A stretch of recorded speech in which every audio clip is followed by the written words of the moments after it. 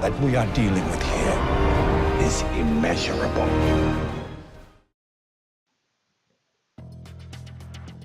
Does the United States actually have the power to blow up planet Earth using its nuclear weapons? Many people seem to think so. I've come across this idea in a variety of settings, but is it true? Let's find out. The United States has about 4,000 warheads in total, but less than half are configured as deliverable weapons. The rest of them are in storage and cannot be used without additional systems that can deliver, arm, and trigger these warheads. Now, these deliverable weapons have a combined yield of about 547 megatons. Unfortunately, as human beings, it's very difficult for us to visualize or even relate to that scale of energy.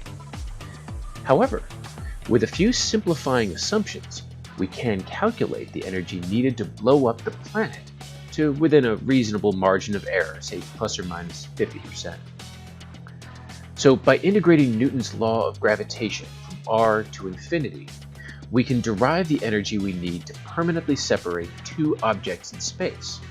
Then, if we treat each layer of Earth as an object, we can integrate the amount needed to blow the Earth away, layer by layer.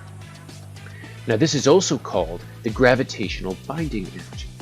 For Earth, this energy is 220 nonillion joules, or in SI units, 224 million yattajoules. This is also energy on a scale that's difficult to visualize or relate to, so let's compare it to the US nuclear arsenal. In order to blow up the Earth, the United States would need about 85 trillion times as much firepower as all of its nuclear weapons put together. That's 6 times more arsenals than we have dollars of national debt. Of course, 85 trillion times 547 megatons doesn't really help us visualize how much energy we're talking about. So let's consider that big nuclear reactor in the sky, the sun. Imagine that we could build a gigantic hollow sphere around the sun to harness its power. At the distance of Earth's orbit, the sun puts out about 1,400 watts per square meter. The total surface area of that resulting Dyson sphere would be 281 sextillion square meters. This means that the total power output of the sun is about 384 yottawatts. But how long would that power take to destroy the Earth?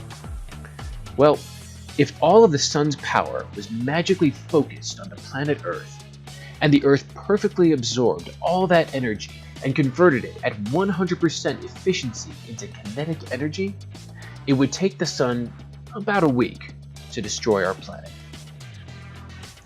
So the next time you hear someone say that we could blow up our planet with our nuclear weapons, I hope you'll remember this video and how completely ridiculous that idea truly is. Now, I'm sure someone will want to point out that it would be enough just to destroy the surface of the Earth, but that's a subject for another video. Until then, have a great day, and God bless.